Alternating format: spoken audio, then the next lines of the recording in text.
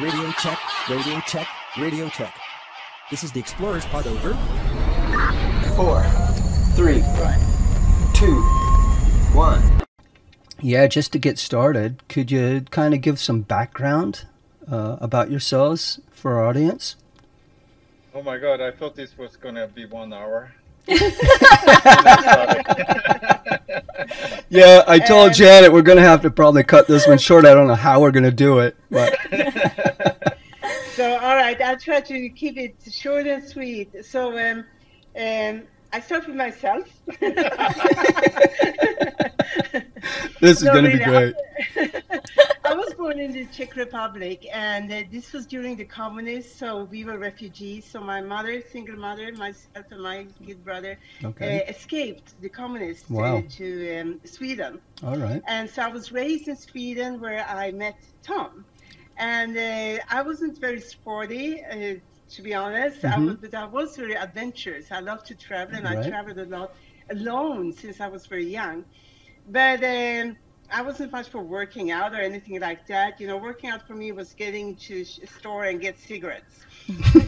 And then I met Tom. Okay. And Tom wasn't so adventurous, but he was very sporty. He was at the Stockholm School of Economics, a very, proper guy. And he was sailing, and he was skating, and he was skiing.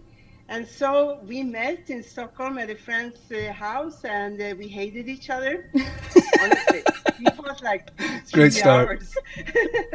But then I needed somebody to help me move into my new apartment, and I didn't have a car. And at the party, Tom was the only one who had a car. So that was kind of a bummer. I had just fought him for 3 hours.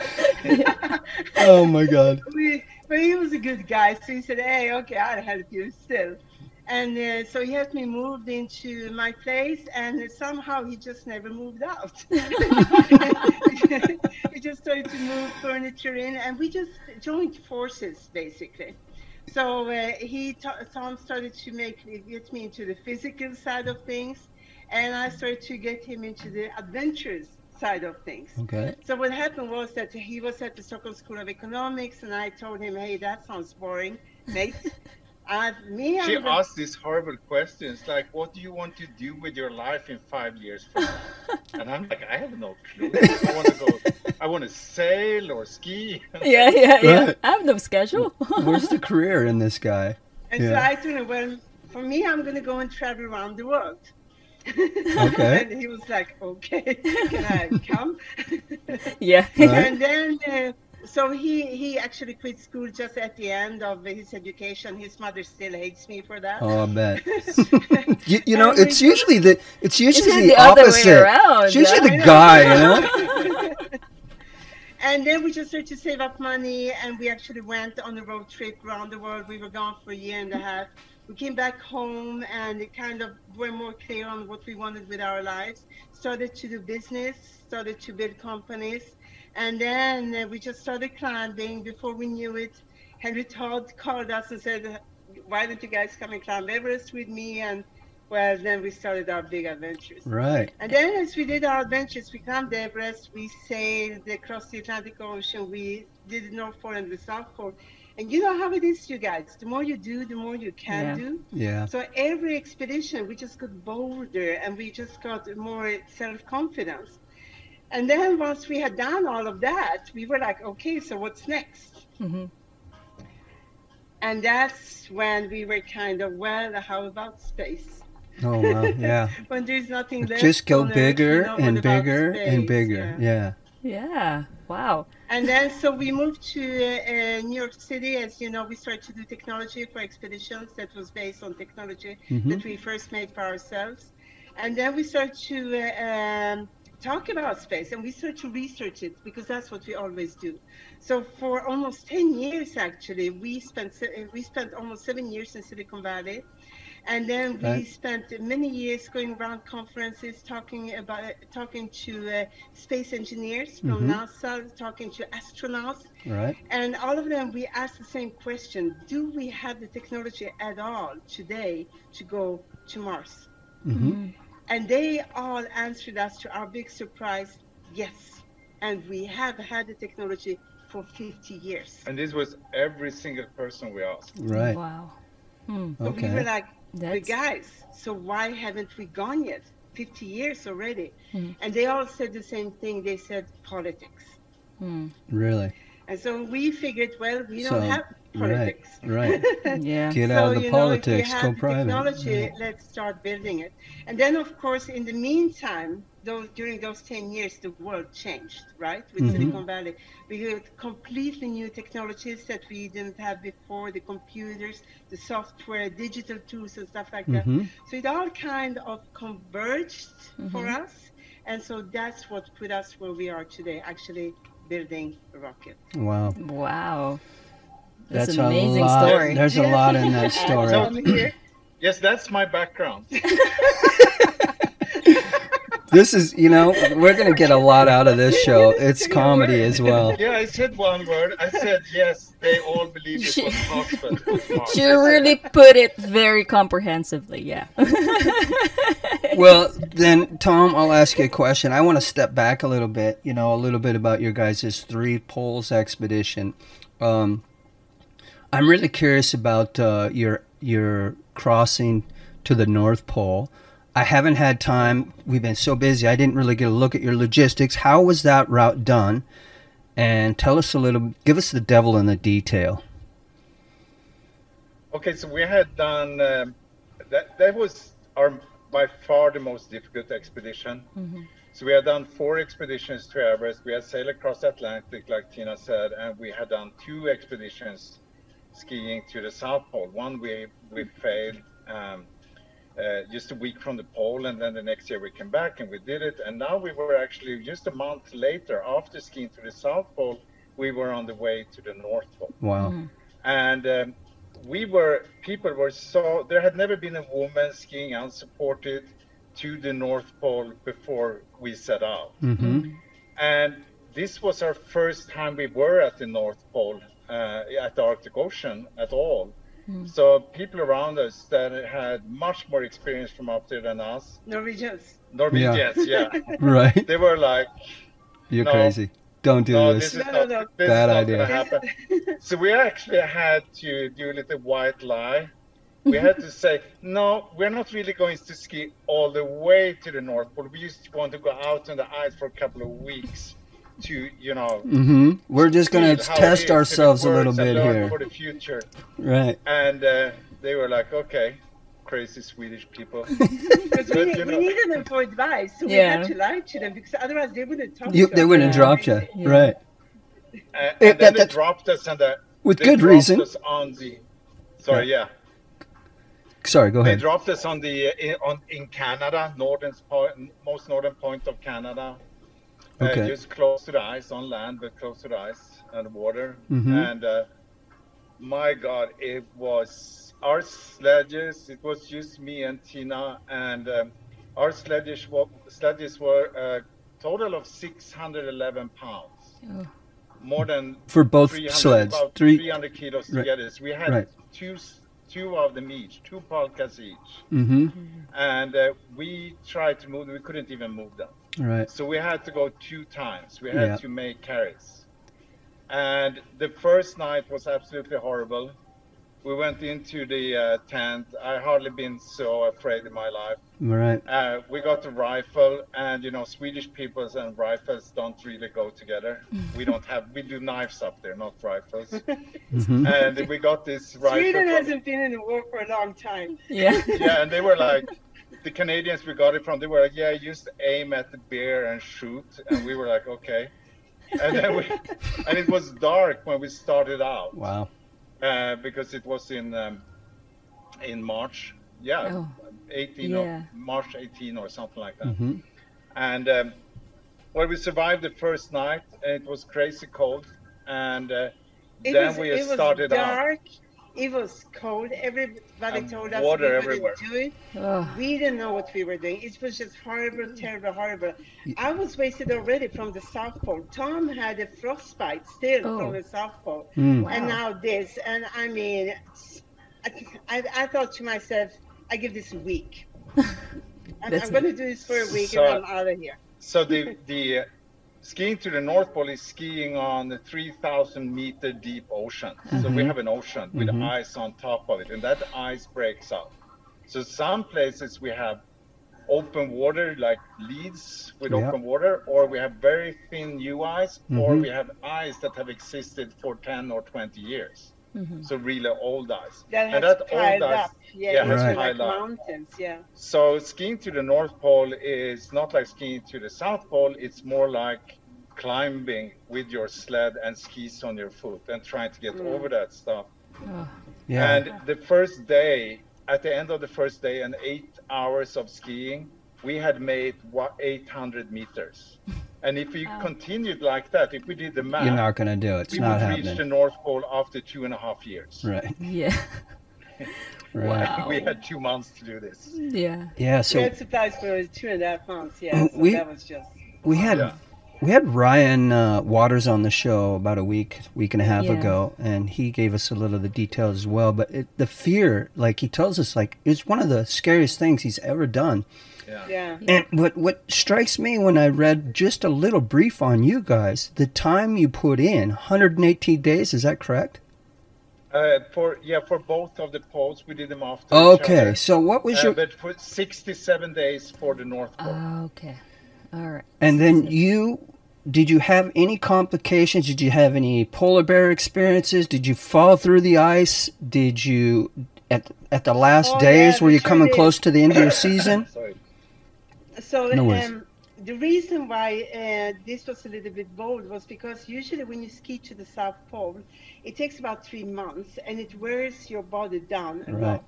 So usually you need at least 6 months to recover just physically from a South Pole expedition. Now, what we wanted to do was that we wanted to go to an even harder expedition, the North Pole, straight after the South Pole, which means no recovery time at all. This is what made people actually doubt us Yeah. for good reason. Yes. Now, the reason we decided we wanted to do it was because we learned from our Himalayan expeditions that actually after a Himalayan climb, you feel pretty well. Yeah, You're pretty yeah. You fit. build the immune system, everything's sort of pumped up. Yeah, you're ready to go do a Exactly. So- marathon, walking off the mountain. Yeah. So we were thinking, why not use that and see if it works, also for 2 polar expeditions after each other. So what happened was when we went to the South Pole, we were to the North Pole, we were pretty worn. We were pretty beat from our South Pole expedition. Right. Tom had a frostbite, actually, Wow. that he got in the last week approaching the South Pole. So now we were in a situation where we actually had to heal a frostbite on another polar expedition going to the North Pole. Amazing. So we were beat and we were worn, but on the other hand, we were very fit from just having skiing nonstop for 3 months. So there were 2 situations there. So when we started out, we were tired and we were all of that, but gradually, actually, the body is an amazing thing. And actually, it just started to carry us again. Now, what happened was that it was just horrible from start to end, guys. It was just terrible, horrible. What happens at the North Pole is you can't accumulate ice in your sleeping bags or in your clothes, because if you do that, and that happens inside the tent when you cook, because if you do that, in the end, you won't be able to pull your sleds. Because they're going to be so heavy with the ice that you accumulated, so you won't be able to move. So this means practically that what you have to do is that, so you have been skiing all day, you're tired as a dog. It's so cold that actually I had contacts in my eyes. They shattered inside my eyes and came out in pieces. You touch a piece of metal and your finger immediately gets stuck to it. To be able to make fire, I had to ski with a lighter inside my bra to be able to even put fire on when we stop. When it's that kind of cold, to stop is to die. You can't stop. What keeps you warm is actually you're moving.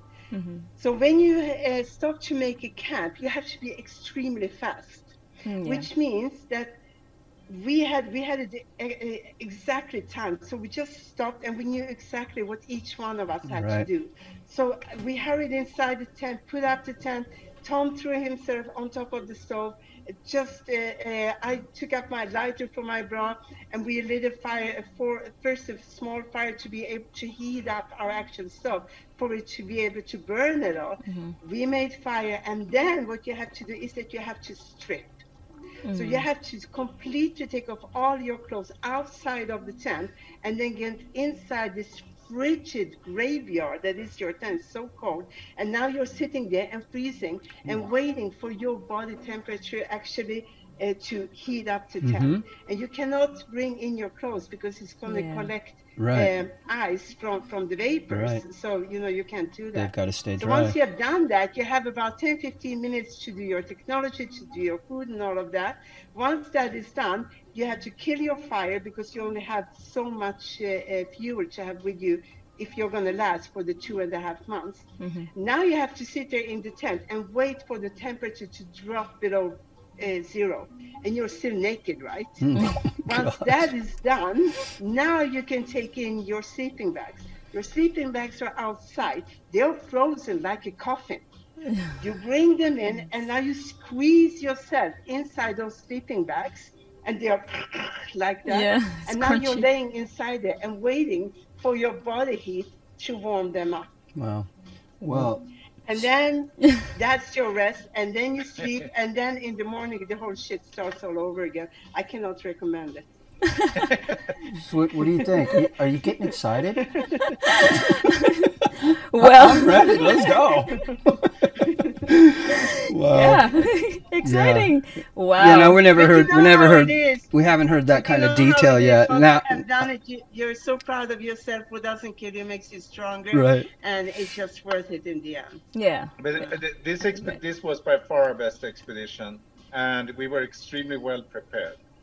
So what we started to do on our expeditions already early on, we went around and asked people that have done expeditions how they did it and what they could recommend. And for the polar expeditions, we talked to all the best Norwegian polar expeditions, explorers that existed at the time. And, it's not easy for a Swedish person to go and ask a Norwegian for advice, but we did it.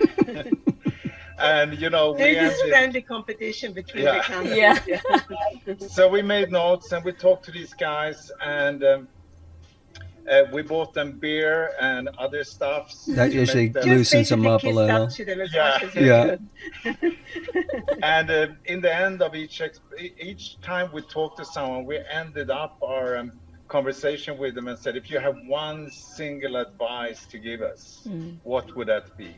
And we got that single advice from maybe 10 of the best polar explorers in the world. And then, of course, we got a lot of details, which came to what kind of skis to use, what's the procedure for cooking, what's the procedure for getting rid of the snow from the clothes. How should I fix? How can we make a sleeping bag that can take? Our thermometer bottomed out at minus 55 Celsius. We don't even know how cold it was. Oh my God! So could have been cold. We took all these advice, and then we used every single advice. I think it was only one thing that we consciously went against what they recommended, and that was from maybe one of the absolutely best polar explorers, Børge Ousland. He had developed a dry suit, a very thin dry suit that you could put on top of your clothes together with Helly Hansen. And he had tried it. And this was, you could actually go in the water when you got to a lead. You could swim over, pull your sled, and then get up on the other side. But he thought it didn't work that well, so he went around instead. Except he's like 6'4" or something like that, super strong guy. And now we have me and Tina. I'm 6 foot, which is pretty good, but Tina is like 5'6". Yeah, 5'6". So we thought, that we are going to use that that we simply didn't have time to go around the beach. So we just went swam them. So we had no choice but to swim. So that's what we did. But I think Tom digressed here a little bit because so we asked every polar explorer for the single most important advice after all those practicalities. And they told us, one of them said, when, eat chocolate. Another one said, what was it Berger said was be organized, stuff like that, according to their personalities. Yeah, right. But the most important advice came to us from Rune Gjernes. Okay. Rune Gjernes was a remarkable guy. He's one of the few that actually did a full crossing of Antarctica and the Arctic. Mm-hmm. And he took a smoke because he was smoking. Right. And he took a deep sigh and he said, guys, say only positive things to each other. And this turned out the most important advice. Yeah, that's great stuff. To us. That's great. We wrote all the advice on the tent walls, and this single one we really took that to heart, and that was the most important one. Yeah. That's great advice. We spoke to Rhino Grizzle, who ran the Great Himalayan Trail with Ryan Sands, and anyway, there's a bit of controversy about the fastest known time. But he has these really great takeaways like that. When you really talk to the guy, he tells you one of the most important things is to build yourself up. It's always this positive thing. And you just came away from this person went, wow, I learned something there. And there's a lot of greatness in how if you stay positive, always talk up. I think it's especially with this hostile, very harsh, unforgiving environment, it's so easy to fire up. It's so easy to say like, I quit. Oh, you fucked up. Oh, it's so easy. But I think that is really, really very practical and very great advice. We actually learned this already before, and so this was in Sweden. We were building our first company. And what happened was that we made a bankruptcy. And we made the bankruptcy. We were only like 25 years old. We were kids. Yeah. And we learned the hard way, the harsh truth of this earth. And bankruptcy is not only that you lose all your money, you lose friends, you lose, you lose people's respect. Doesn't go well. Not good in the community. And so what happened was that in the end, all we had was each other. Yeah. And what happened, times got so rough that we actually started to fight. And we would be, it was those fights when you feel miserable, you're nagging at each other. Every day you were like, but I told you to do that. I said that we shouldn't do this. You said we should do that. It was a stupid idea. You know how it is, right? Oh, yeah, we've been there. And we started to realize, wait a minute, what the heck are we doing here? Yeah. This is all we have left. And we are destroying that. And we knew that we were in this kind of bad route. This kind of rut, this kind of bad habit of just, constantly nagging at each other. So we knew whoever is right or wrong, this has got to stop. And so we made a pact with each other. We sat down and we said, let's do a code of honor between each other. From now on, we cannot fight. We can only fight on Mondays. At 2 p.m. At 2 p.m. Really? Fight is on! 2 p.m. There's a fight game. I was like, let's rumble. Up until then, we could take notes when we got upset, to bring up on that Monday meeting. Yeah. But we were not allowed to bring it up. Is there a time frame, like how 2 long? o'clock? Yeah, how long? 2 to 3. To 3 hours? So we said, let's run this for a month. And just a code of honor, whoever breaks this is the loser, right? So we actually kept to it. Wow. And every Monday at 2 p.m. we would sit down with our notes and we were like, but now we were friends, we were either going to, take up our notes or we were going to go and have a nice lunch. So we were like, nah, let's not have that lunch. And so what happened was that we actually broke this bad habit of, tearing each other incredible. down. And to get out of that habit took about a month. And we were out of it. And then we could start fighting again because then we didn't fight as much as we did before. Right. So when we went on North Pole, it was not just that we were not, that it was that we should say only positive things to each other. We were not allowed to say anything negative whatsoever. We made a pact again. We said, we cannot, if we doubt that we are going to make it, we are not allowed to say it. Right. Nothing. We can never do that. And sometimes we had another thing as well, and that was if it got really bad, if we got really depressed, we couldn't complain, we couldn't do anything, but we could sing. So often we were skiing, someone started to sing. So you knew. Yeah. Not feeling good. Yeah. Wow. And is there a criteria or type of song that you can sing? Yeah, it's from the Jungle Book. Yeah, Oh! Mowgli, and yeah, The Jungle Book. Do you remember it? yeah, it's the one, you know, var glad för allt som livet ger. I don't remember the text. No, you should always stay happy for everything you get. That is so That's a cool, great guys. That's story. really such a commitment. Really, really, really awesome. Great stuff. And I'm going to give you one episode from the North Pole. Actually, that was the closest I've been to dying, and from all our expeditions. And so what happened was we were less than a week from the North Pole, and we were very, very tired. We were very extremely skinny. I had lost a tooth, so I was actually skiing with missing a tooth, and we were really shocked, to be honest. But you know how it is when you're so close to the goal, when you're on a really hard expedition, you get into this expedition mode where you don't hardly even think anymore. You just go and you just go and just go, and all that is on your mind is that goal, and you know you're gonna get there. You just forget everything else. And so what happened? So we were skiing. I was a little bit in front of Tom, and all of a sudden I heard this scream behind me. So I turned around and I see Tom laying underneath one of those high seracs, one of those mountains of piled up ice, with the heavy sled on top of him. Yeah, I heard this was quite dangerous. You could really get hurt by the sled running you over coming off one of those. Yeah. So I ski back to him real fast, and he's unconscious. So I knew that really fast, because of the cold, I have to get him inside the tent, because you know he's unconscious. Because the sled had hit me over here. Oh. Well, I didn't know that. All I knew was just that he wasn't moving. He wasn't conscious. I knew he wasn't dead because he would gargle, but that was it. So I just kicked off my skis and I just threw off everything, and I really I put up a makeshift tent real fast. I took out the sleeping bag, and then I dragged Tom inside the tent, and I put him inside the sleeping bag just to be able to so that he could keep warm.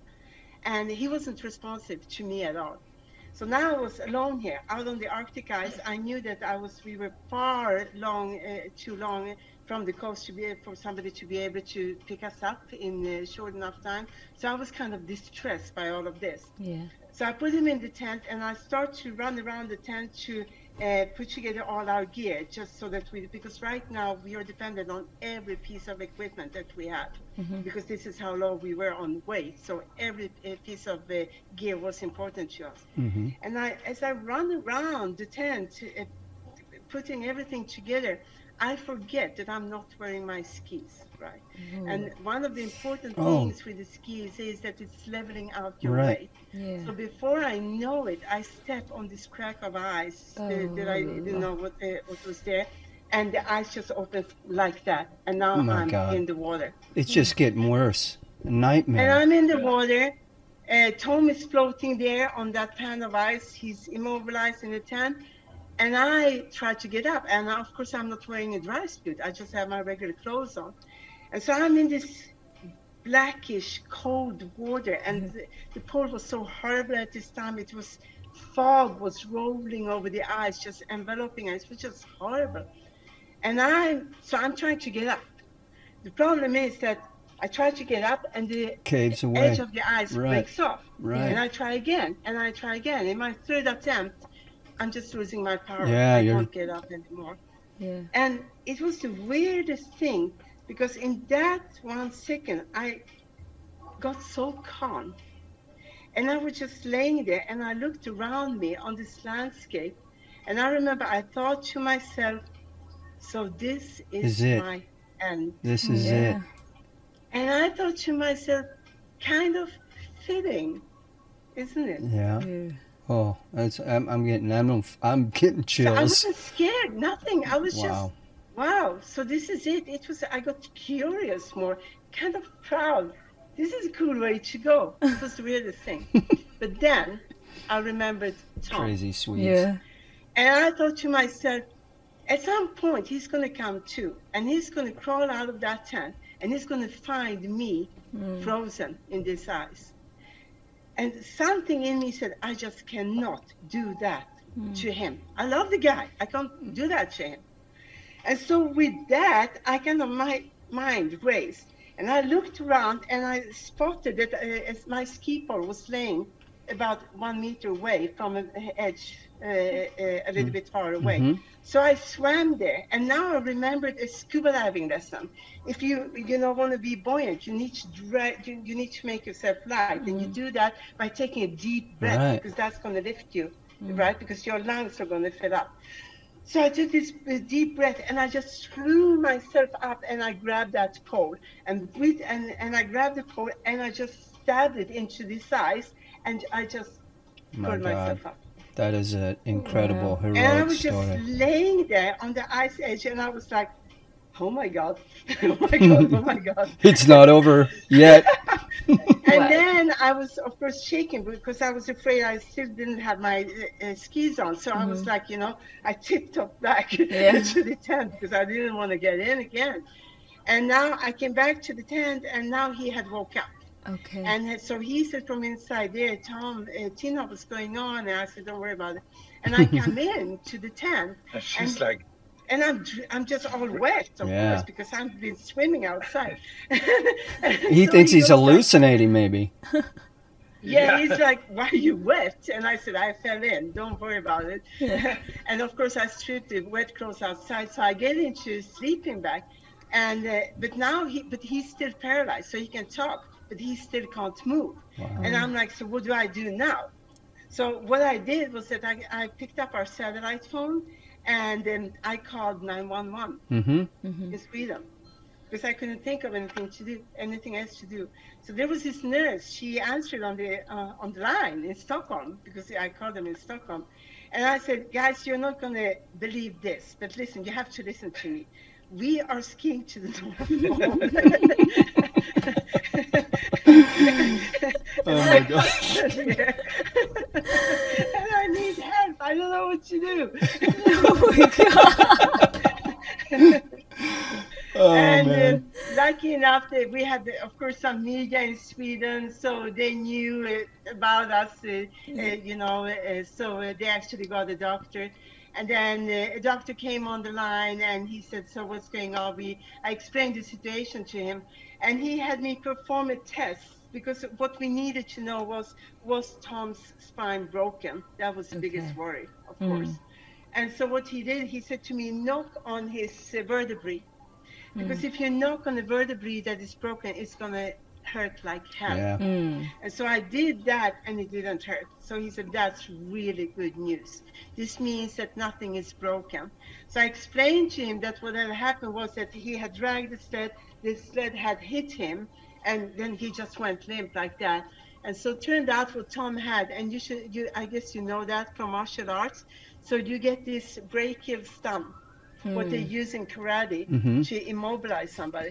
That is what happened to Tom. So he just got stunned in his neck by the sled, which meant that he was going to be paralyzed, but only for maybe a couple of days, 3 days or something like that. And then he would slowly regain his motion. Now, the problem was that we were only 1 week away from the pole, and we had rations only for 5 days. Right. So the doctor said, well, how long can you rest? And I told him, we can't at all, because we just don't have the supplies. So he was like, guys, do what you can. So in the morning, we actually made a makeshift neck support for Tom out of our sleeping pad. We just wrapped it around his neck, and I taped it as much as I could with the duct tape. And I put on my wet clothes, because of course nothing dries ever. We didn't have any change, so we only had one set of clothes for 2.5 months. And so I put on those wet clothes from yesterday. That's the only option. Gotta dry them. And then we were like just it's such a sad sight. But Do you have any videos of yeah, that? 1 week later. That's what's happened when you ask us for a story 30 minutes later. Yeah. Right? It's just out of the movie. It's like, you know, really a scene from the movie. You know, that's It's unreal. Yeah, that was unreal. a crazy one. Wow. So we're not going to have much time left, so we're going to cut our questions down. But before we get into Python space, I have one last question I really want to touch base on with that side of your sort of history. You guys were the owners of Explorers Web for quite some time. What an incredible piece of work and a lot of great stuff you guys did there. And thank you. You know, you sort of inspired us through many great stories and helped us out along the way on our journey. You know, you helped us out with contact and you've been there. So thank you for that. And that said, thank you. yeah, and that said as well, you have been in touch with some incredible human beings all over the planet, and you have a good idea of what people have done. Yeah. Who do you think now, in modern day explorers, who's the top 3 most distinguished, highly accomplished explorers today? Oh, I don't think we can answer that question because we lost touch. Okay. So the last couple of years with the Explorers Web, we got really, it was an amazing company. And we got to know so many amazing people and hear so many stories and be part of tragedy and happiness and all that very, very closely. But in the end, after about 10 years, we started to get really worn out. Okay. Yeah. It was boring. It was not the same people we had met from the beginning. The commercial expeditions became very dominant. Yeah. We noticed that people with money had got the most media and not the most skilled people. And one of the reasons we actually started Explorers Web was to give praise and give exposure to people that normally didn't have that. People from Russia, from Kazakhstan, from the eastern states, Spain, and even from the Philippines. And and now suddenly it was all media stories that was not always really 100% true from people that actually had a lot of money behind it. Yeah. So it got boring, and without being too negative, we just felt it's time for us to leave this. We're not doing a good job anymore. And then Rowan took over Explorers Web and almost had to rebuild it again with the new, and it was a bit different from what we had done, but he did an amazing job for a couple of years. Yeah. But it was super tough for him because he couldn't get the revenues coming in. Yeah. And then he sold it again, and thank God he got someone else to take over, and I think it was an amazing experience for him. Yeah, I think so too. So that's pretty much And it. also, I think, to me, through Explorers Web, it was an invaluable time. Because as you said, I got to meet some of the most amazing people on this planet. I bet. Yeah. And I got to meet them through their best times and through their hardest times. Yeah. And that experience really had to shape me as a human being. I will forever be grateful to Explorers Web for that. Yeah. Now, if you ask me for the greatest explorers, there are 2 aspects of that. I saw some physically amazing, outstanding people. And then I saw some morally very strong individuals. Yep. And so to me, you can ask me for somebody who is very strong and he was an amazing athlete, but to me that is not enough. Yeah. I was also looking for the spiritual side, for the moral side, to be how they handle that. So my criteria, I think, would be a little bit different than what you No, I think that's that said, I mean, there were many great I can mention a few. Yeah. When it comes to ocean rowing, a person with both honor, telling the truth, and doing absolutely amazing thing is, of course, Erden that you had on your show a while back. Amazing. Brian Waters that you had the other day is one of the few really good friends we have from that time, and he is so low key, but almost nobody in the U.S. knows about him. But he's one of the absolutely top explorers in the world. Yeah. And we are talking not only climbing, doing K2 and Everest, and God knows all these mountains, Yeah. and some of the most amazing polar expeditions ever done, Yes. especially at Antarctica together with Cecilia Skog. Then we go to the Norwegians, Rune Gjednes, Gjednes, Berg-Ausland, yeah, many of them. And, But to be fair, we are not in touch with the new ones. So there might be really good people out there that we don't know about. But of course, we have to mention Dennis Surukko. I always felt that K2 Winter belonged to Dennis. That was not to happen, but that was just my personal hope. Yeah. Of course, Simone Moro, that was part of bringing back real winter climbs in an amazing world. So and some of the best athletes, of course, best sportsmen, more than physically, died. Unfortunately, we lost a lot of friends. You know that. Iñaki Ochoa was an amazing guy. So there were many. And of course, all the best climbers. Yeah. They're all crazy. I think that's the common denominator for everybody. Yeah, but just a little feedback on Aridin and Ryan. Yeah, what both amazing human beings, and what pleasant people to talk to. Like Ryan, so low keyed and so down to earth. It's like, you know, I felt like, hey, we were friends in high school after I got done talking to him. And he's super nice. Yeah, so really amazing. Aridin has some really good reflections from his expeditions. Yeah, that guy has been to hell and back. I can't believe how hard he has pushed himself, and I can't believe this next passage he's going on. When I look at it as it from a, I can't believe he's at it again. I'm like, when is enough? And when is it gonna end? But you know, this passage from a sailor's point of view, when he's coming out of Micronesia around Guam, he's going to come across the Philippines here, and that in his boat that he's been on for 5 years, I'm scared. I'm a little worried for him. I talked to him about that, and that is going to be I think one of the crux moves of his journey throughout all of this trip. So, yeah, the guy's a brave man. We're rooting for him. He's brave. So, okay, moving forward, we want to really talk about Python space. Want to talk. We have heaps of questions. We're going to definitely size them down. So, you guys transitioned out of that. How did you make that radical shift? You just sold. You said, "This is where we're going. We're going to go to Mars." How did you come up with the idea? And it's so beyond Earth. I mean, it's like, oh, we're going to Mars next. You know, we're going to build this rocket in our backyard.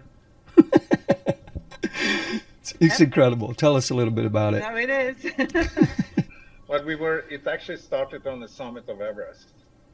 So we had an amazing summit. It was just Tina and I, a couple of Sherpas, and 3 Mexican friends on the summit. That was it. Wow. And it was late in the season, so nobody else was on the mountain. Wow. So we were like 10 people on the whole mountain in amazing weather. So we climbed with supplementary oxygen, but we could remove our masks at the summit, and we stayed up there for 1.5 hours. And you know, we guys, we looked down and banging our chest and looking down over Tibet and Nepal and all that stuff. She was standing looking up. This isn't high enough. We just are not high enough. I was like, she was like, oh my God, this guy is dark up here. I don't know how close we are. Maybe she's just checking, like, you're really in Everest. There's nothing higher than the Everest.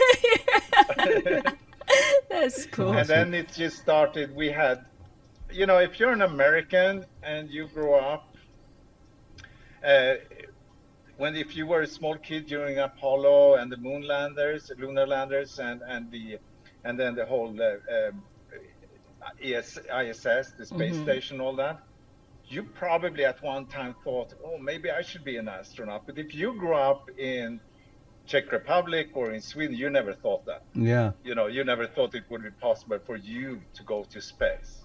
And now suddenly we started to think about it at after all our expeditions, and that's what Tina described before, how we went around, talked to astronauts and scientists and people all over and asking them, do we have the technology to go to another planet like Mars? Mars is not our end goal or main goal. It's just that it's the next big challenge. Sure. And and um, and we all got that positive answer, and then we started to think, okay, let's see what we can do. And the first thing we did was we thought about this, attacking this kind of problem or expedition like an other expedition. So we want to know the price tag. How much will it be? So we asked people, and the first one said, well, NASA did the calculation. It should be about $100 million. $100 billion. Oh, the North Pole sounded cheap. Yeah, and that was a little bit even for our ego. We didn't think we could raise that. But then another guy that's a very famous guy within Mr. Mars, you call him Sjögren, he said, it's going to be maybe $5 billion. And then there was another guy that was a bit crazy that said maybe it's going to be like 200 million. And now we got this range. And now we thought, okay, so the only thing we need to do now, since the technology exists, and we just need to find a couple of $100 million and revenues, how this could happen, how can we get the sponsors in on this? But then we started to work on the plans. We got more into the technology. We thought, okay, so what you do is you go to that supplier and that supplier and that supplier, and then you piece it all together just on an expedition. There we got to get the boots, the ice axe, and then we need some ropes and so on. It doesn't work like that. You can't do that. And very quickly we understood that if we want to go to space, we need to know how to build a rocket ourselves. Right. And we might even need to build that rocket ourselves. And you could imagine that was a very depressing thought at the beginning. We didn't build the think rocket? we would stand a chance. But we always been pretty good at just starting in one end. You start reading about how could you build a rocket engine? How does a rocket engine work? And then you go from there to the next thing. We were not new to technology. We had done a lot of edge technology with the satellite communications. Right. That's all right. that. So it was not like we were new to that, but of course aerospace is a little bit different. One key difference for us, though, was that we approached this as Amundsen Right. approached the Northwest Passage, for instance. So that was a key difference for us right from the start. We said to ourselves, if we're going to do this, we are not going to do this the conventional way. We're not going to do it like the British, with the big fleet and all of that. We're going to have to do this as independent explorers. We're going to have to do this small. Right. So when we started to, because if you compare the Northwest Passage, Franklin, right? This is NASA for you. They had the biggest ships. They had the best generals, the best engineers. What happened? The ship sinks. 100 people die. And then comes Amundsen, and he says, guys, I think I can do this in a fishing boat with 5 men or 6 men. And that's what he did. Right. At the time, this was outlandish. But it was exactly the same situation that we actually had in space today. We were thinking, yes, it's difficult. Yes, it's expensive if we do it big, the way NASA is doing it. But what if we do it small? And then when we start to look at it from that direction, all of a sudden the technology and the costs became much more simple. Okay. And so that's what kind of got us on this track. Wait, maybe this is actually possible if we do it Amundsen way. And so that was a key difference for us. So, we didn't want to build a rocket actually from the start. We started by building a Mars lander. Yeah, that's right. Okay. And we intended to actually buy the lift. But the thing was that a couple of years ago, DARPA, which is DARPA is the U.S. Defense. It's the Department of Defense Right. Advanced DARPA. Research Laboratory. They are the ones that invent everything or get people to invent for them all the things that later go into the most modern war Yeah. technology. Right. Yeah. And they actually had a challenge, or a Ah, I global saw challenge, that. I where did they see wanted that. somebody Yeah. to build a rocket that would be very small You guys got and involved light in that, right? and responsive. Yeah. And so this is, of course, what we were already building for Yeah. ourselves. Except, but we told them, except that we are not building a rocket, guys. We are building a lander. These are two different things. Yeah. And they were like, yeah, but we like your approach. Try, make the design, pitch it to us, see, what happens. Uh, And so what happened was that they got 50 entries from all over the world. And lo and behold, we were one of the 10 finalists All Wow. right. Congratulations. Congratulations. Good job. to design a rocket for them. So that's what got Cool. us started. Far out. but before that, I just have to inflict that Yeah. we actually spent 10 years just studying everything that had to do with space. Mm-hmm. So we put ourselves back in school basically. Yep. We Yeah. started we started all the way reading space history. Mm-hmm. We are big admirers of what happens in the 50s and the 60s, Mm-hmm. and we went beyond that to actually um, understand why we want to leave this planet and go to other places. We Mm-hmm. actually spent um, almost a year reading classic history. We went back to the old Greeks, Wow. philosophers, Okay. and the Romans and so on, just to understand why we want to do this. And then, of course, when all that was done, we needed to go back and do the hard stuff. I We want did to. the I want to math, touch base we on did that, Tom. Since physics, chemistry, biology, and Mm-hmm. and all these stems Yeah. disciplines, because going to space is a cross-disciplinary and you need to know a lot of stuff. Yeah. And we started also to understand, to work, to study engineering, and of course we put down a lot of time. We had done that already before on coding, software programming, and so on. So that's what led up to us actually being able to go into the DARPA challenge and design a rocket. Cool. And Yeah. then after that, then they chose three. We were not one of them, and the reason was that the three Virgin was one of them. They had a lot more money Yeah. than we had. Well, But the good part for us was that they forced us to do all the job, Mhm. all the trajectories, all the technology to the smallest detail they wanted from us. Then that was vetted by their specialists. So they actually so just showed us Mhm. how to go about this. So after that, what we needed to do was actually to get the money and start building.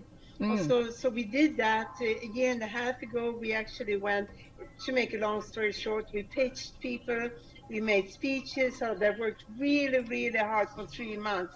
You know how it is to get the Wow. money for Yeah. expedition. Yeah. It's like it's it's hard. really It's the hardest 80% part. of the hardship. It's harder than the climb or the, And to the actually expedition do it, itself. yeah.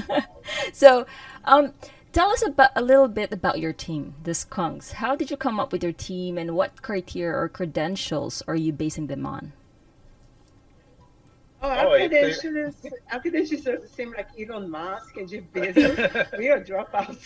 We are not engineers at all. So we have different teams. Right now we are about, I would say, about 30 people that are involved in this.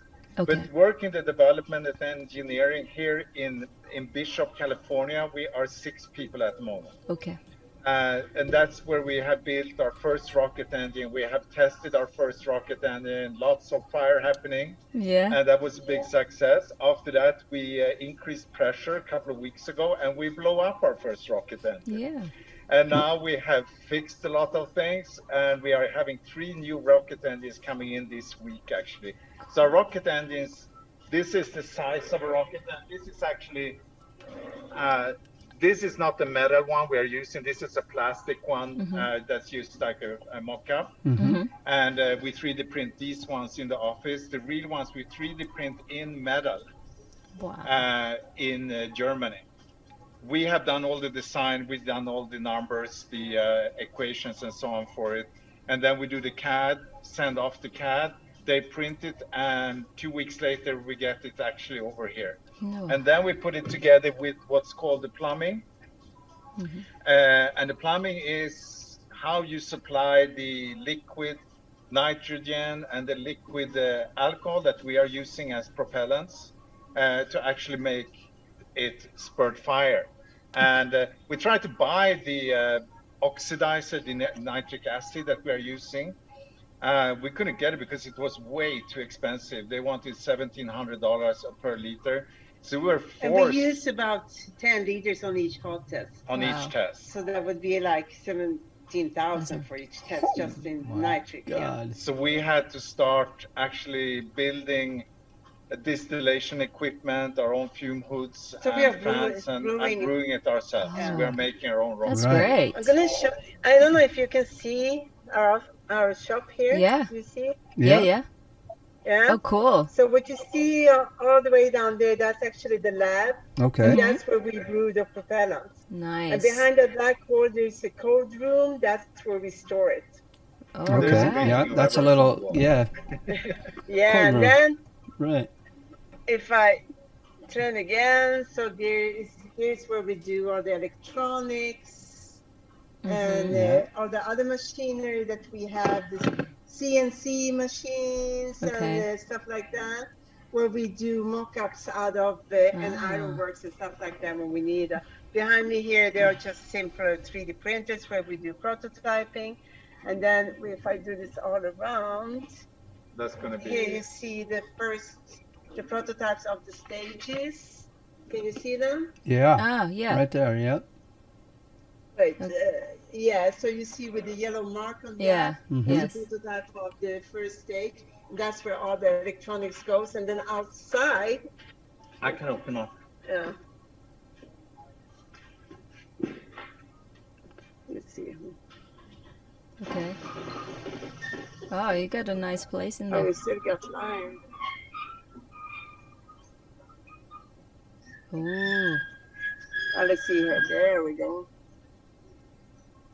Oh, No. wow. We're like, whoa. Oh, unveiling the rocket. Yeah. Yeah. Oh, it's so cool. So that's. And then behind here we have all the welding stations and stuff like that. So Mhm. it's a big building. It's Yeah. 3,000 square feet. We are Python Labs. 6 to 7 people here. Normally they are all gone home now because it's late. Yeah. And then the blast mobile outside is kind of unique for us because usually when you do a hot test, you have to Cool. go to a special test site. And Okay. you have to fill out all these papers. There's a lot Tina? of bureaucracy, you know. Tina. And then usually you buy the propellant. So a hot test for another aerospace startup is at least $50,000. But for us, we built a test stand actually inside the trailer. And so we just take it, you know, with our home brewed propellant, we just take it out to the desert. We have a shooting range just 10 minutes from the office, from the shop, and we just fire. So, And so speaking $500. speaking of your hot test, we're gonna pull up one for the audience real Yeah. quick so they get an idea of a little bit about the hot test, and I have some questions after Yeah, that. that was a wild one. I cut it into a little bit, but yeah, here we go. Yeah.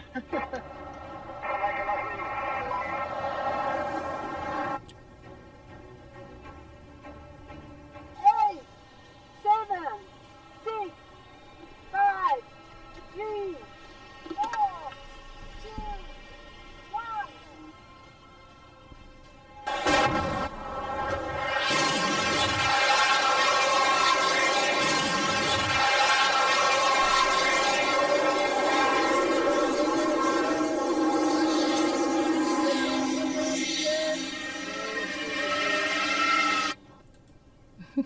Whoa, Nice, that was your so first hot cool. test, I presume, and it went without Yeah, a that was- glitch.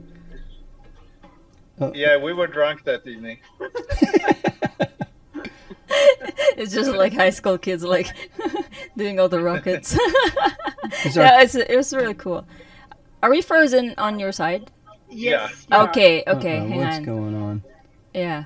Well, Todd's the techie here, so he's just gonna. Hello, we're stuck. You're still frozen. My software's. Oh my god. crazy. Yeah, that's technology for you. Yeah, I know. There we go. We're stuck in space.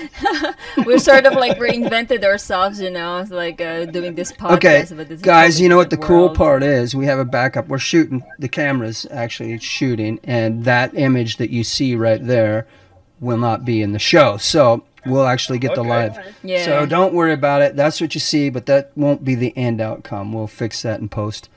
Okay, cool. Yeah.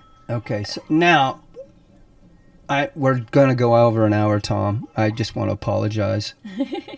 No, that's okay. It's our fault, really. Because I'm talking way too much all the time, especially when I talk about my background. So You know, but your question was, how do we select our team? And then Yeah. we came into this about the engineering team that we are building here now. But we have in Sweden, it just happened to be we got a great investors team together. We have now close to 20 smaller investors that grouped together to 20 finance angels, yeah. Yeah, to finance it this far. And we got Sweden's first and the Nordic countries' first and only astronaut actually has been up to space 2 times. Okay. And he's also a professor at the Technical Institute of Stockholm. And he's part of the company as well. So we have a great support team. And then we have the adventure team. Okay. So we have Erden and Yeah. a bunch of other guys that we met along all our years as adventurers. And they don't do that much, but we have meetings regularly and talk about what's going to happen. And because the whole thing with our expedition to Mars, or whenever we are ready to do that part, will be that we're building it for 2 people only. However, we are very open to many people going at the same time, but in groups of 2 people. Okay. So it's not about being the first going to Mars. No. This is about getting explorers into space whatsoever. Because we have more than 500 people globally that has been in space today, but there has not been one single explorer. Wow. You're right. Yeah. So I have a question. I was sort of reading some of your stuff on your website. I had a little bit of time a few days ago, and I think this is a good question. What problems does Python Space solve as a new player in the space industry? Oh my God. Todd, do you have another hour? Can you keep it short? When Columbus went to what he thought was India, he did not expect what would follow after that. Now, what did follow, though, is so many things. Number one, it gave Europe a financial advantage that lasted them for 500 years. Number two, almost about 80% of the medicine we have today stems from the Amazon jungle.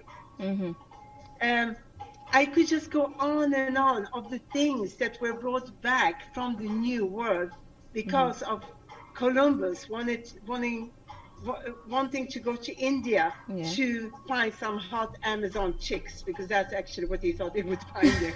And we followed this diary when we sailed across the Atlantic Ocean. It was pretty funny to do that. He made some notes on the edges of the text in his diary, and one of the notes was that, oh, I heard there's going to be some really hot Amazon women over on the other side. Total sailor. Now, if you translate this to space, I don't even know where to begin. If you take the meteorites, there are so many meteorites out there, just orbiting around. Thousands of them come closer to us, to Earth, than even the moon does. Now, these meteorites are just filled with riches, with rare earth metals, with minerals. It's just amazing, all the resources that are virtually coming to touch us and just are there for the taking. We are talking space solar power. They can actually ease the energy burden on the entire planet forever. China is Right. very deeply involved in, they have test plans exactly for this. We are talking medical research. Cells behave differently in space than they do here on Earth. And when you don't, when they don't have to battle gravity, and these things, crystals form that are much more perfect than you can get them Right. here on Earth, Right. which is really important when we make different kinds of drugs and medicines. And Mm-hmm. I have not even started to see Right. what we're going to find on other moons, on other planets, in the atmosphere of Jupiter, of Venus. I mean, really, guys, I don't even know where to begin. But it goes even beyond that. It goes beyond, for us being extremely freedom-loving people, and we have been traveling all around the world, just like you guys. We've Mm-hmm. been to more than 80 countries. We have seen we have met rich people and poor people, and people that are healthy and people that are sick. Some of the strongest people on earth and some of the weakest people on earth. Mm-hmm. And we are concerned today. Yeah. Frankly, these days we've seen, and without going too much into COVID, but Yeah. the fear that has Yes. been created on Right. earth, and how people have, how, well, I would say mostly politicians, but a lot of others as well have. And now we go, this would probably make you being banned from YouTube if I say this. No. Hey, And look. called conspiracies. But, you know, the thing is, we are being controlled more and more and more every day, and we are not being informed why we are being controlled in a really truthful way. That's all I'm going to say about that. But we think that the reason this can happen, why people are so scared for things that actually you shouldn't be scared about, Mm-hmm.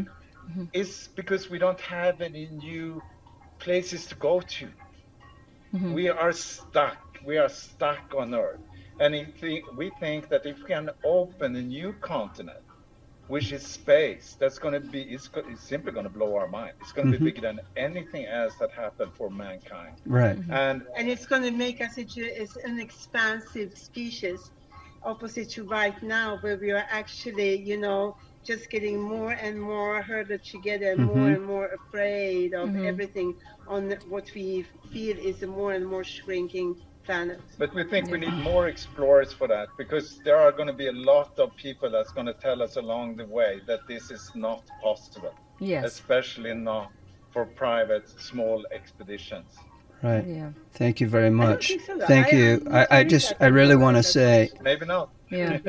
really, that's very admirable, and I want to say that that is really an incredible way to look at it. And thank you very much, because you know I struggle, have been struggling for a year, looking, you know, back at society and what's happened in the past year and how fast it happened, and how much freedom we lost, and how much fear the world has. Where I don't even I feel such an outcast in the world. It's incredible, but and we are here. So and always looking for an avenue out. Like even Janet and I, the past week, we're like, okay, we're putting the house up for sale. We're going to buy a sailboat, so we have our little escape ship and can have a little bit more freedom, because you know we can't even move around in our own country. Like we can't go from island to island, and we can't go get medical attention if we really needed it. Like, and you can't really talk to anybody here like on the same level, because everybody's scared, and they're just gonna look at you like you're crazy and you're just out there. You're like, what are you talking about? And you know, they look at just like, oh, put your mask on, all this and this and this, and I'm like, oh my god. So it's just so hard. Yeah, but and you know what they did over here? We have also noticed that the more affluent people are, the more scared they are, actually, because we have this interesting situation here in the United States where we have right now a lot of homeless people. They never wear a mask. yeah, Same thing here in the Philippines. That If you go with the richest suburbs, and especially in Silicon Valley, oh my God, they are so scared, and they're just policing everything. Yeah. we have we have this called like taong. Sorry, like go ahead, Tom. Go ahead. Okay, I'll go ahead. Go ahead. There's like taong grasa. They call it taong grasa, like really poor, like the homeless, the ones that are really in the streets. Like they thrive. Like they don't get sick, they don't have COVID, or they don't have any mass. So it's like, yes, I hear you. I hear what you're saying. Anyway, yeah, that's a whole nother show. I don't think we should open up Pandora's box right now. Do you want to talk a little bit about Facebook? It's gonna be 5 hours. Yeah. By the way, I just want to say the Alexandria Library it's on fire. It's on fire, folks. So, yeah, sad story. And anyway. So that's why we need new frontiers, new continents, just to expand as a species, expand our minds. Not only that, I feel sorry for the kids today. We meet a lot of kids. They come in here in hordes. And they're so depressed. I mean, they are absolutely, they are convinced that, they're not going to live for very long. That, their family is going to die, out of COVID or some other strange, scary bacteria. And if not that happens, then the whole world is going to blow up. It's going to burn up in global warming like 20 years from now. So they really don't plan for anything. They don't hope for anything. And I was so shocked when I started to talk to kids about it. And I was like, who told you this? Yeah. We have no right to do that to them. No, it's criminal. And so we tell them that's not at all. This is the future that's going to be. It's going to be amazing. We're going to be spacefaring species. And there's so many things to be discovered. And, we're going to go in rockets and we're going to discover so many things. It's going to blow our mind, Yeah. And these kids, I mean, they just light up and they just, so I feel like, seriously, we have to band together and give these young people hope again. Yeah. This is crazy what we are doing to them. I don't care about the virus with about 99.7% survival. Right. Look at what we are doing to us and to our children. Yeah. I want to say something. Okay.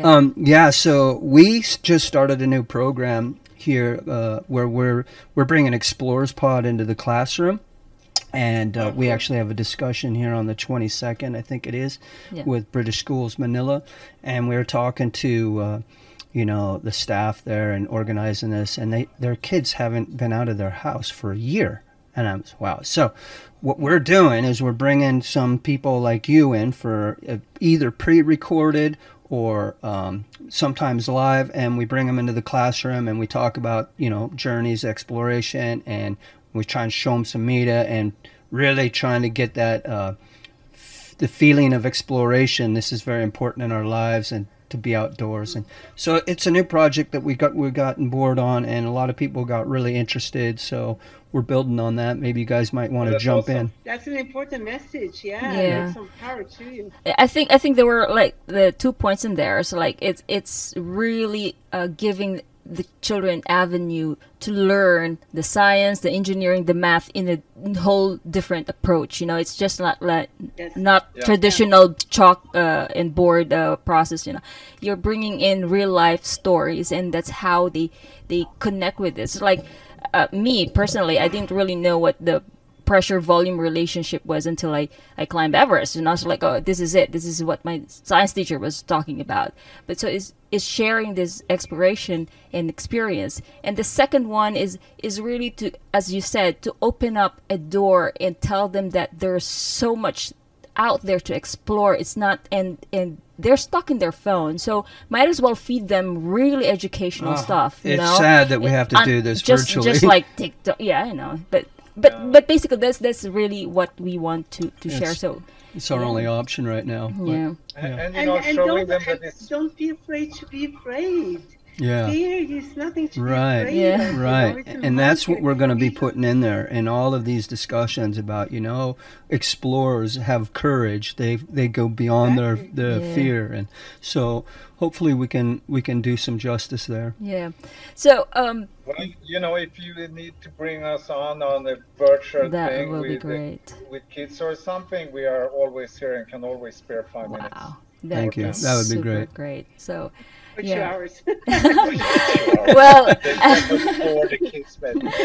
we're going to have to limit that to a 5-minute discussion.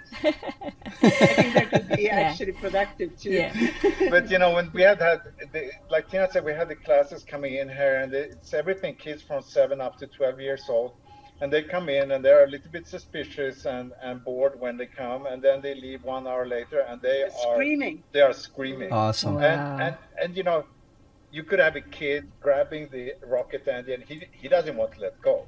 He's just keeping it like that. Yeah. And This is my first rocket engine ever. Cool. And when you show them this stuff really, really hands-on, not just You have pictures. to let them do things. So that's what we do. They go especially crazy in the lab. Yeah. So what we have in the lab is that we have all the elements in the periodic system, right? So we have the periodical system of elements. Below that, we have a sample of each.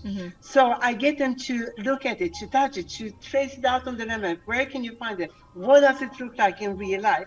We have a bunch of different microscopes. They get to study everything, their nails, their eyelashes, some of those elements.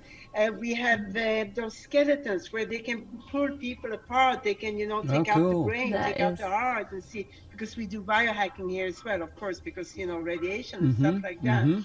And so it's not, when we tell them things, they're fine with that, but it's when we let them actually do things, to touch it, to feel it, to look at it themselves, work the microscopes, that's when they really go crazy. Wow. They love that. So this is and really how do you firsthand. get that to them virtually? You can't. Exactly. Seriously, we have to open up this world again. Yeah, that's right. So going back, when will you launch your first test flight? So we hope to do it within about a year. Okay. If everything goes well, but you have to know we are setting up very, very fast goals for high and fast goals. So so we don't promise anything, but we hope within a year. Yeah. So our first rocket engine, from design to actually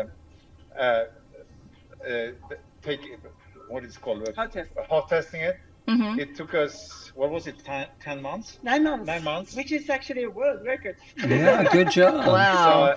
Great. Yeah, so that's about twice the time, at least, compared to other companies that are doing it fast. So the sad story behind that, though, is that we are actually forced to because of funding. Yeah, we have right. It's not that we are smart. Right, because you're on a timeline, and the longer it takes, the more money you spend, and right. Yeah. So, gotcha. But our aim is to do the first flight to space in 1 year from now. Okay. All right. So. And then after that, we're going to do the landry. It's basically the same technology when it comes to the engine and propellant and all of that. So we're going to engineer that at the same time. And then finally, we're going to work on the spaceship. And the plan for the spaceship is that we're going to use the upper parts of our rockets.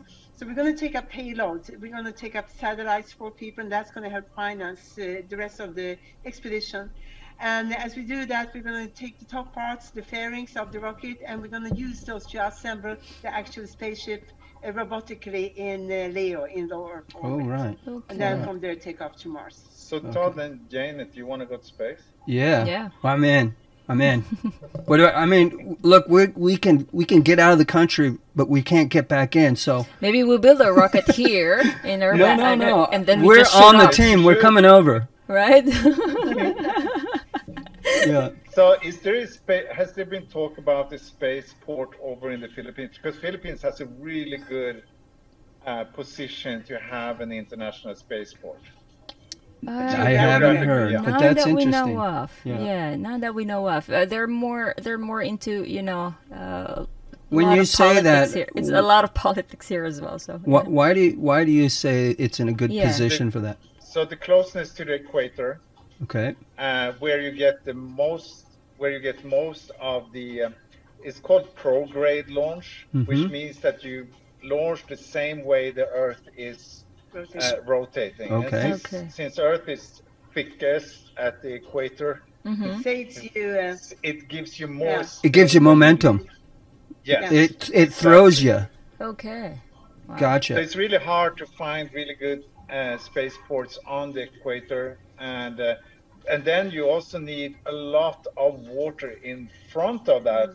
so you don't need to fly over for safety. For Yeah. safety, you don't need to fly over big cities. Right. In case the rocket blows up. I So got you. that's why we say that the Okay. Philippines is actually a really good contender for an amazing spaceport. We'll try to find that. Make a research if there's a talk about that. But then we'll get I'll back be to buying you. some property next week. Yeah. There's actually a lot of money going into new space right now. There's Yeah. a big race going on. Yes. That many people don't know about. Analysts think that space is going to be an economy on its own in about 10, 20, maximum 30 years from now, and it's going to be the size of a supercontinent. That's how much super how do you call continent, it? super country or Super nation. Super Well, kind. anyways, it's going to be Yeah. really big, and it's going to be it's going to have its own laws, its own structure, its own economy, all of that. Right. It's going to be really, really big. Okay. Wow. And the reason that there is a race going on right now is because of China. China is working really, really hard to become dominant in space. Yeah. Now, this is a very dangerous situation for the United States and much of the Western Europe, of course, because China is a dictatorship after all. And the one who dominates space is actually going to dominate planet Earth. Right. And the reason for that is because we are very, very dependent on our satellites up there today. And if you're dominant in space, you're going to leave the other nations unprotected. Yeah, Yeah. it's the old analogy. Huge Whoever amount of money going in. Yes. whoever owns the sea lanes owns the world, but now it's whoever owns the space lanes. Exactly. Right. Yeah. Yeah. I really only have two more things for you guys. We're going to wrap it up pretty quick. But one of my questions here was looking back as a startup, what kind of mistakes did you make? Was there any big errors, and what did you learn from that? Okay, we made too few errors. You spend too much time in the beginning trying to avoid making errors. Instead, what you need to do is you need to do at least one error every day and then fix it within 24 hours. Okay. And that's because there is impossible situation not to do startup without errors. Don't be afraid of anything. Don't be afraid of going bankrupt, trying to Making avoid mistakes. that, blow up stuff, just go. Because there is, in Silicon Valley, they talked about, you need to have plan A, and then you need to have plan B, and maybe plan C. But here's the thing: whatever you start out with, the idea is not what you're going to be 2 years down the road. Okay. So just go super fast. Don't be afraid to break things. And don't be too particular. It's okay to do something. Just do it and then do it again instead. Okay. Wow. All right. Perfectionism is the enemy of done. Yeah. So just, don't give in to the fear that you're going to make mistakes. Just do it. Okay. Yeah. Great advice. It's really Can great. probably use that in anything. I mean, I'm pretty good at breaking things, so There you go. I'd be all So right you're on your in way. that department.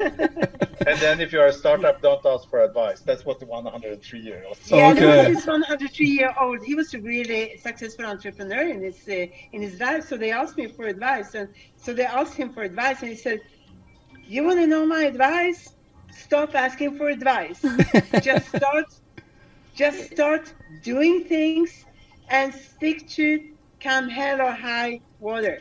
And that's all. Wow. Yeah, Okay. then That just is- keep going and, trust yourself, even if you're wrong. Wow. Thank you. It's all in the That's heart. really great. Really.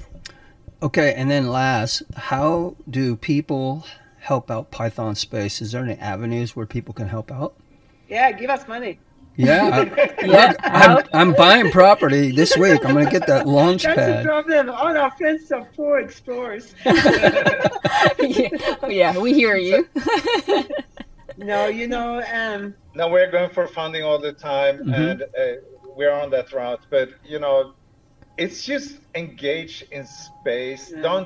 Don't think about how to help us. Just think about how you can be part of all this. Yeah. And we try to be friends with all our competitors, basically. Yeah, that's good. Because we are not really competitors. The market is going to be so huge, so there is place for Yeah. everybody. Yeah. Right. I think that's a good mentality. Well, yes. one thing I can say to the audience for sure, go check out Python Space. Do I pronounce that right? it's hard one to get across my tongue. You are asking two immigrants. The name, by the way, Python is So the ancient Egyptians, they believed that life came to Earth on a meteorite, and their name for the meteorite was Python. Yeah, what a beautiful closing to this story. Yes. Thank you very much. Thank you. You guys, what TNT? TNT. What an incredible show we had. Probably really fun. Had a great time being here today. One day, let's get together. Hope we can share some adventures together. And we have like 100 questions for you guys that we never got to ask you. Okay. We'll schedule that. So, yeah, Are you guys planning to go back to the United States? Well, really, right now, if we leave, we can't come back in. So we're a bit we have our house. Really? Yeah, our house and our boats and, the stuff that we do. And we're just trying to sort of get through the storm right now, taking it one day at a time. And we're really looking at options because, I'm not seeing tourism come back real soon. And so we've got to sort of adjust and reinvent ourselves. So a boat might be the next real viable option and keep the sort of podcasting virtual world going because we are making a little bit of money doing motivational talks and communicating with people. But all the options are on the table right now because it's changed so drastically for us in 1 year. And 1 year, they just locked us down tighter and tighter last week. So, you can't go to a village now. You can't even move around. And we even had a time here where we were not allowed to leave our houses, go to the bank, do our grocery shopping. An official had to do those things for us. Yeah. And, I'm a bit of a rebel, and I went out and tested the water, so to speak, and I was arrested right off the bat. So. Yeah. So, we're looking. They're pretty tough in here, and we're definitely ready to mostly get on unreasonable. Really. Yeah. So it's hard to argue with and reason out with people who have very, very narrow and limited knowledge. Yeah. That's very dangerous. We were lucky because when this happened, so we were in Sweden raising money, which was hell in itself, right? Mm-hmm. And then after 3 months of just constant pitching, I mean, rich people, poor people, every people, we did speeches and we did talks every day, and we spoke to family offices and all of that. And finally, we managed to make it, and we actually got this group of investors together, and they were going to pay out. And just as they were going to pay out, that same day, Wall Street completely tanked because of this new COVID thing that we hardly even knew about because we were in Sweden, and Sweden was kind of black. That. So it really took us by surprise, and we were like, oh my God. Did our investors just lose a bunch of money on Wall Street and we are out of the picture? Totally. Yeah. So that was the first scare. But then actually they said, no, that's not budgets. You guys are fine.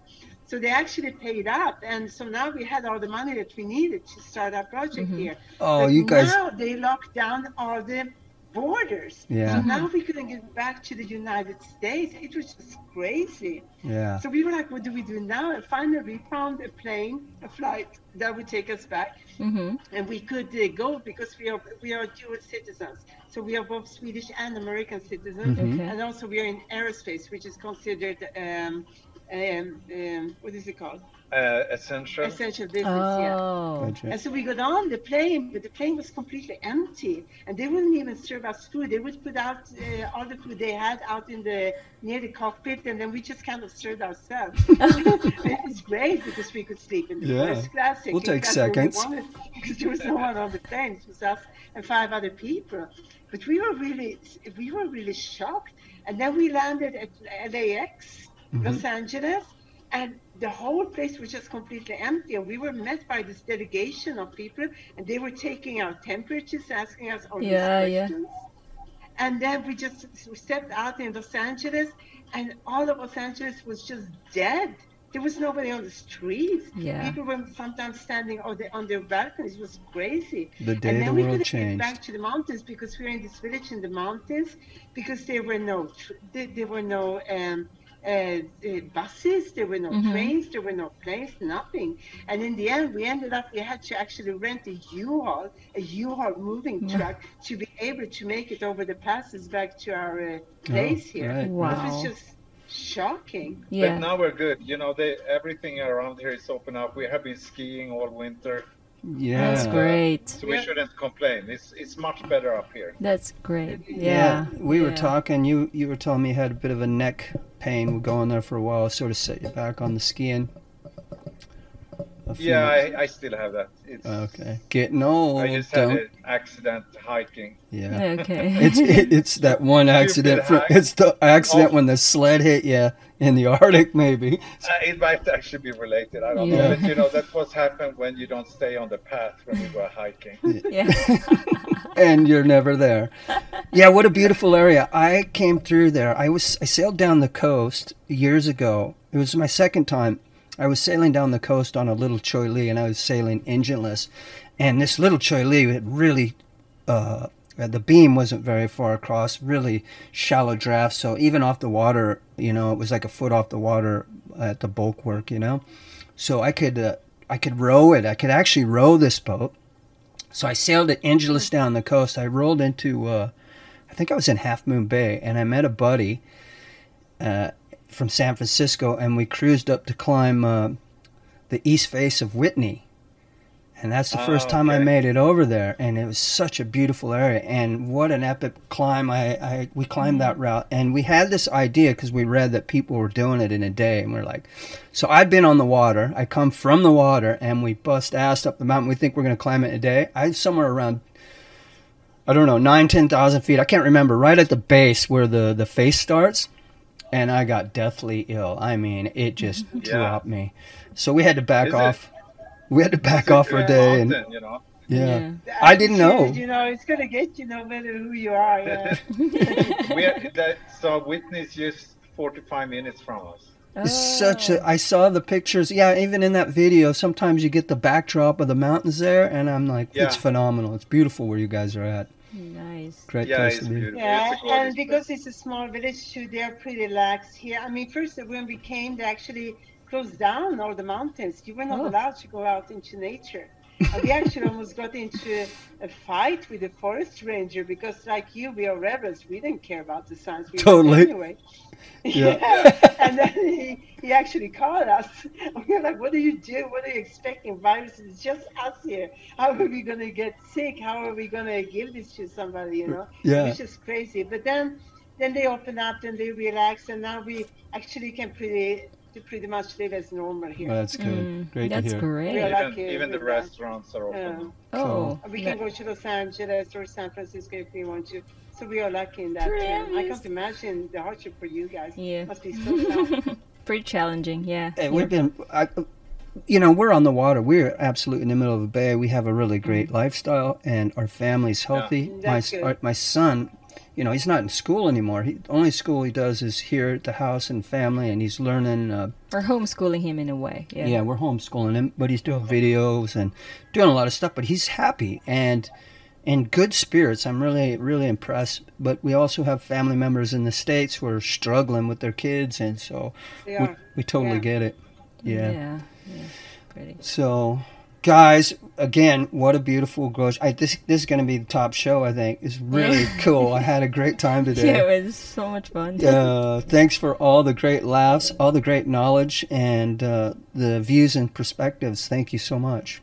Thank you. Thank you for having us. It was great getting to know you guys. And awesome to spend some time with adventure couples. Yeah.